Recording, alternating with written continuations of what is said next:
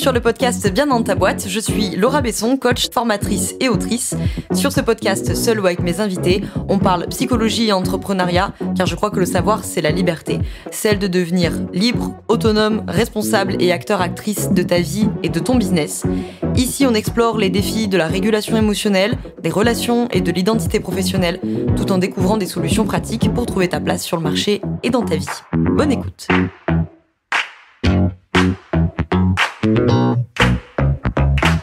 Bonjour à toi, bienvenue dans ce nouvel épisode du podcast Bien dans ta boîte. Aujourd'hui, je te retrouve avec un épisode hors série, du hors série GDA, donc pour galères d'accompagnants, qui sont des épisodes pour les professionnels de l'accompagnement, qui ont des galères, comme son nom l'indique. Et donc ces épisodes permettent d'adresser des sujets précis, des problèmes précis qu'on peut rencontrer quand on est professionnel de l'accompagnement, quand on est coach, quand on est thérapeute, quand on est naturopathe, quand on est sophrologue, etc., etc.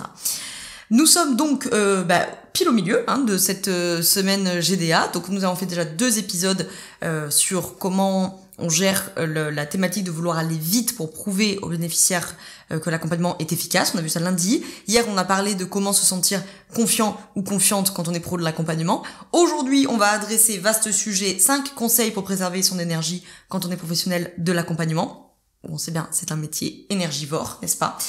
Et tu as dans la description les liens vers tous les anciens épisodes GDA, il y en a beaucoup, pour retrouver éventuellement d'autres problématiques. On a parlé de projection, on a parlé de cadre, on a parlé de travailler sur soi, on a parlé de sauveur, on a parlé de plein de choses. Aujourd'hui, on parle de préserver son énergie. Je prends mes notes sous le nez pour être sûr de rien oublier.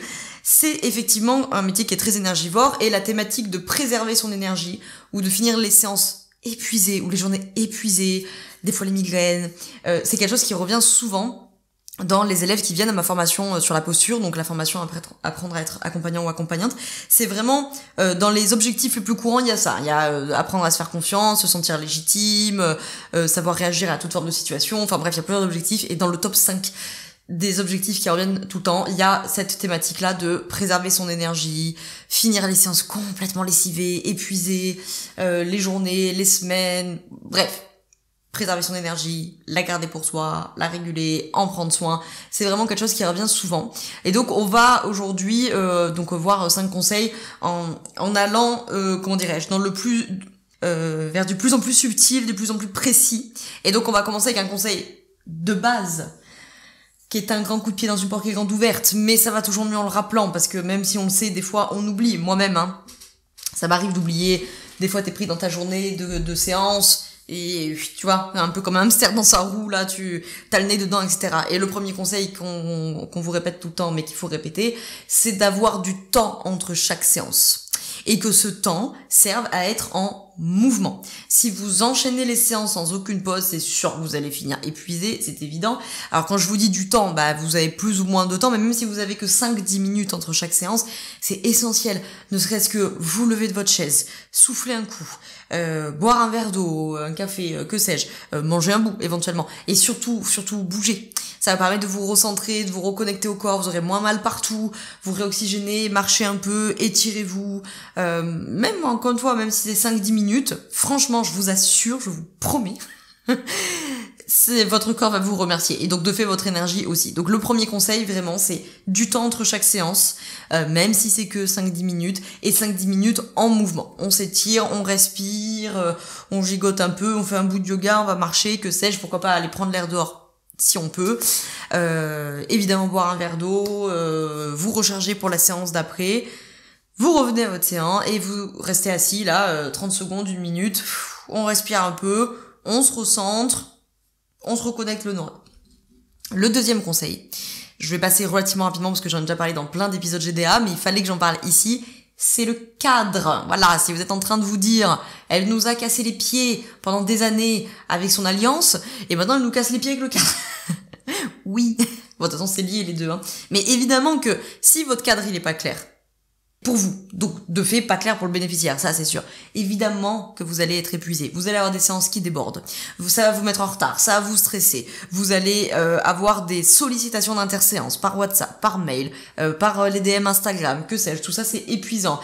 Vous allez avoir la question poignée de porte comme on dit, donc c'est le moment où vous mettez la main sur la poignée ou que vous allez fermer votre visio pour celles et ceux qui consultent en visio. Et non mais alors j'ai juste une petite question, voilà, toutes ces invasions comme ça de territoire, au bout d'un moment, ça vous épuise. Et en même temps, à la décharge du bénéficiaire, si votre cadre il est pas clair et que vous l'avez pas fixé avec lui, il sait pas. D'accord ? Donc, évidemment, du coup, j'ai oublié de dire ça, et vous aurez d'autant plus de mal à poser votre limite parce que vous ne pourrez pas en rappeler au cadre que précisément vous n'avez pas fixé avec lui, voire que vous n'avez même pas fixé avec vous-même. Donc évidemment, le cadre pas clair, c'est l'épuisement assuré. Parce que vous allez passer dans des positions de sauveur, et évidemment ce sont des positions qui sont vraiment excessivement épuisantes, parce que voilà, les séances vont déborder, donc évidemment ça vous prend plus de temps, donc plus d'énergie, et puis surtout vous allez stresser pour celui qui arrive après, et même si on n'arrive pas après, vous allez stresser, vous allez ruminer, vous allez vous dire et voilà, et à chaque fois j'arrive pas à tenir mes séances, et qu'est-ce qui va pas chez moi, machin. Bon, tenir le timing des séances, c'est le sujet du GDA de demain, donc je pense que ça va en intéresser beaucoup. Pas de cadre, pas d'énergie. Troisième conseil, ne sous-estimez pas la charge cognitive et du coup la fatigue que ça génère une séance. C'est que à chaque séance d'accompagnement, votre cerveau il traite des centaines et des centaines, pour peut-être pas dire des milliers d'informations sur une seule séance. Il est en train de traiter le langage verbal, bien sûr, ce qu'on vous raconte, mais vous êtes en train de traiter aussi le langage non verbal. Vous écoutez tout ce qui est dit, vous écoutez tout ce qui n'est pas dit, les émotions, les contradictions, cherchez les paradoxes. Vous êtes en train de réfléchir en plus à vos concepts, éventuellement à vos outils. Vous êtes en train de réfléchir aussi sur vous, comment vous réagissez, comment vous vous comportez. Bref, vraiment, si vous n'avez pas de pause et pas de cadre, pour les 2 points qu'on a dit avant, je ne sais pas comment vous finissez pas épuisé la journée, la semaine, l'année, c'est évident. Donc, éventuellement, ce qu'on peut faire, c'est à la fin de chaque séance, se décharger le cerveau. Si vous avez tendance à avoir le cerveau comme ça un petit peu surchargé, qui surchauffe un petit peu, tendance à ruminer aussi, ça vaut le coup. À la fin de la séance, vous prenez 2-3 minutes là avant votre temps d'étirement, marche, etc. et vous notez sur votre petite fiche de consulte votre cerveau. Ok. 2-3 mots-clés, 2-3 points qui vous ont marqué, des pensées que vous avez en tête, plutôt qu'elles vous restent en tête et que vous soyez là toute la séance qui suit en mode, il faut pas que j'oublie que il faut que j'envoie tel exercice à machin, oh là là, mais lui il me fait un peu souci, il faudrait que je demande l'avis de tel professionnel. Voilà. Notez-le si vous avez tendance comme ça à avoir de la surcharge cognitive, notez tout ce qui est posé, ça vous sortira de la tête. En tout cas, vous savez que c'est noté, tout du moins. Et donc, ne sous-estimez pas la charge cognitive que ça représente. 4e, avant-dernier conseil de notre séance, n'importe quoi, de notre podcast du jour. On va commencer à rentrer dans plus précis, c'est le fait, pour préserver votre énergie, de ralentir pour pouvoir aller plus vite. Ça rejoint un petit peu l'épisode qu'on a fait lundi, sur le fait de vouloir aller vite dans son accompagnement pour prouver aux bénéficiaires que l'accompagnement est efficace. Bon. Un accompagnement efficace, je l'ai expliqué lundi en long, en large, en travers, ça ne se mesure pas à la rapidité des résultats visibles dans le quotidien du bénéficiaire ou en séance. Plus vous voulez précipiter une prise de conscience chez le bénéficiaire, plus vous allez créer de la résistance ou de la réactance chez ce bénéficiaire. Donc, il vaut mieux une question bien placée au bon moment que 1000 explications poussives qui intrusent le territoire du bénéficiaire, qui forcent sa temporalité, qui forcent son rythme. Laisser de l'espace au silence, ça permet de ralentir l'accompagnement. Paradoxalement, ça ira du coup plus vite. Et vous, ça vous permet de préserver votre énergie. Parce que si vous-même, vous êtes tout le temps en train, dans la séance, de vous agiter, d'être dans votre tête, à vous dire « Oh là là, il faut absolument que je prouve que mon accompagnement il est efficace, il faut que je prouve ma valeur, est-ce que je suis suffisante, plus merde, putain, du coup, je l'ai pas écouté, donc il faut que je l'écoute, mais en même temps, son non-verbal, et puis du coup, je pense à moi, parce que Laura m'a dit qu'il fallait que je fasse ma construction du monde. » Non mais enfin, vous allez disjoncter, évidemment, le cerveau va surchauffer, ça c'est clair. Donc, ralentir l'accompagnement, laisser des silences, ça vous permet de préserver un petit peu votre énergie, et ça permet au bénéficiaire d'avoir lui aussi le temps et l'espace de cheminer, et que sa pensée chemine, que sa pensée se développe, d'accord ? Donc, plus vous allez ralentir, plus ça peut être efficace, et vous allez du coup préserver votre énergie, parce que nécessairement, si vous êtes à 4000% dans chaque séance, et que vous avez 10 séances par jour, mais c'est intenable comme rythme, c'est pas possible. 5e dernier conseil de l'épisode du jour, c'est de faire attention aux petits transferts invisibles. Ce que je veux dire par là, c'est que on a déjà parlé dans un épisode sur les projections, je sais plus lequel c'était, mais il est dans la description, l'épisode GDA que j'avais fait sur la gestion des projections, on a déjà parlé des thématiques de projection, de transfert, de contre-transfert. Ici, le conseil, c'est pas tant de faire attention au transfert, parce que c'est évidemment important, mais on en a déjà parlé dans cet épisode, c'est de faire aussi attention aux petits transferts, entre guillemets, invisibles, c'est-à-dire qu'on parle souvent du transfert massif, du bénéficiaire vers le praticien ou la praticienne, mais de faire attention aussi à ces petits transferts, c'est-à-dire une phrase qui vous a plus touché qu'une autre. Même si peut-être le sujet, il n'est pas ultra transférentiel pour vous, mais cette phrase-là en particulier, elle m'a plus touché. Une émotion qui surgit comme ça, sans prévenir, et qui consomme de l'énergie, entre guillemets, si je peux dire ça comme ça.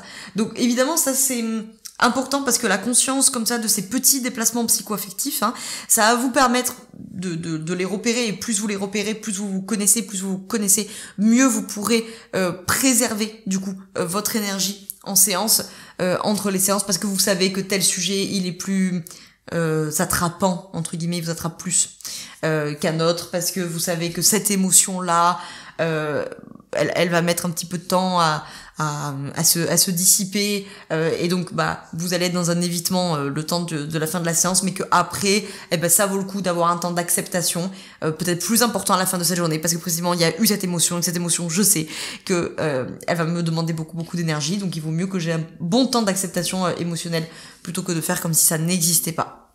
Et tous ces sujets-là, on les voit en long, en large et en travers dans la formation Apprendre à être accompagnant ou accompagnante. La promo 9 attaque le 27 mars et il ne reste que 8 places au moment où je t'enregistre cet épisode de podcast, donc il faut pas traîner. Faut pas traîner à quoi? À aller dans la description, voir la formation, il y a le lien vers la formation, voir le programme, voir si ça pourrait t'aider, etc. Et à réserver ton appel découverte, c'est gratuit, ça prend 30 minutes, ça n'engage à rien, ça permet de poser toutes les questions et de voir si cette formation elle est faite pour toi. Sachant que ne t'inquiète pas, je n'ai pas plus d'intérêt que toi à ce que tu viennes dans la formation si elle ne te sert à rien. Toi, clairement, tu as tout à perdre, et moi, j'ai tout à perdre aussi. Ça ralentit le groupe, et tu vas pas être content. Donc, j'ai pas d'intérêt à faire venir des personnes que la formation ne pourrait pas aider. Ça te concerne si tu es pro de l'accompagnement, coach, thérapeute, sophrologue, naturopathe, astrologue, tarologue, etc. Si tu veux faire passer tes accompagnements à un autre niveau, si tu veux te sentir serein, sereine, confiant, confiante, légitime, assis, solide, avec une posture qui est ancrée et qui permet de réagir à toutes les situations. D'ailleurs, j'en veux pour preuve que dans la promo 7, il y avait une élève, Marcy, et dans le témoignage, c'est de l'évaluation du programme là. D'ailleurs, tu as tous les témoignages sur le site, tout en bas de la page, tu as tous les témoignages qui m'ont été partagés, comme ça tu peux te faire une idée. Et dans son témoignage, la cite, elle disait, je me demande, cette formation, elle devrait pas être obligatoire pour tous les accompagnants. Tellement il y a des notions effectivement indispensables en fait. Vraiment l'idée de cette formation qui voilà, sa 9e promo, donc elle a eu le temps quand même de se roder, c'est de sortir de là en sachant être, c'est le titre, d'apprendre à être accompagnant ou accompagnante, et pas juste à faire de l'accompagnement. Parce que si on est juste dans le faire, comme on vient par expérience que le jour où ton outil ne va pas marcher, ou que ton bénéficiaire n'en veut pas, ou que tu vas tomber sur le cas pas prévu, que tu connais pas, que tu sais pas gérer, tu vas être complètement désarmé, complètement paniqué. Le but d'avoir justement cette posture vraiment solide, ça permet de se sentir confiant, ça permet de se sentir légitime, ça permet d'avoir une lecture beaucoup plus globale et beaucoup plus complexe des bénéficiaires, et donc de ne pas se retrouver comme ça complètement désarmé, parce que là ça va te mettre en insécurité et ça va mettre également en insécurité le bénéficiaire, d'accord? Donc vraiment vivre ces séances avec beaucoup plus de sérénité, beaucoup plus de confiance. Et donc cette formation, elle permet que à la fin, je ne me sens plus stressée quand j'arrive en séance, ni avant, ni pendant, ni après la séance d'ailleurs. Je me sens, comme on l'a dit, plus confiante, plus outillée pour gérer les problématiques. Je sais vers qui réorienter, je sais comment réorienter, y compris quand le bénéficiaire n'a peut-être pas envie de cette réorientation, parce que ça m'inquiète, parce que X ou Y sujet, on verra ça dans la journée 2, la réorientation.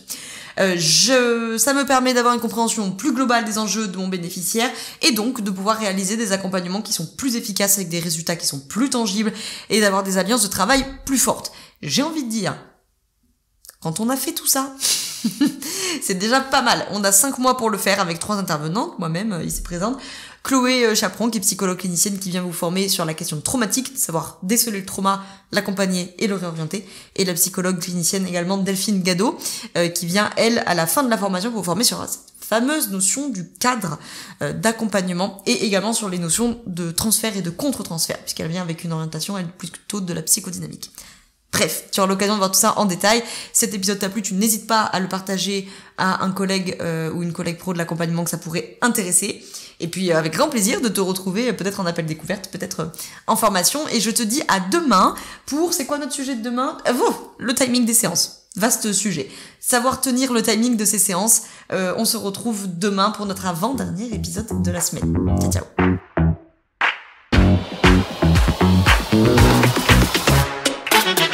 Je te remercie d'avoir écouté cet épisode jusqu'au bout. Tu peux retrouver l'ensemble des informations et des liens en description de cet épisode. Si tu as des idées, des suggestions ou si tu as tout simplement aimé cet épisode et que tu veux me le dire, direction Apple Podcast pour laisser un commentaire et 5 étoiles. C'est ce qui permet au podcast d'aider plus de personnes et ça permet aussi de me soutenir. Tu peux aussi partager cet épisode à un entrepreneur ou une entrepreneuse qui pourrait en avoir besoin. Je te souhaite une très belle journée ou une très belle soirée selon quand tu m'écoutes et surtout, je te souhaite d'être bien dans ta boîte. Ciao, ciao.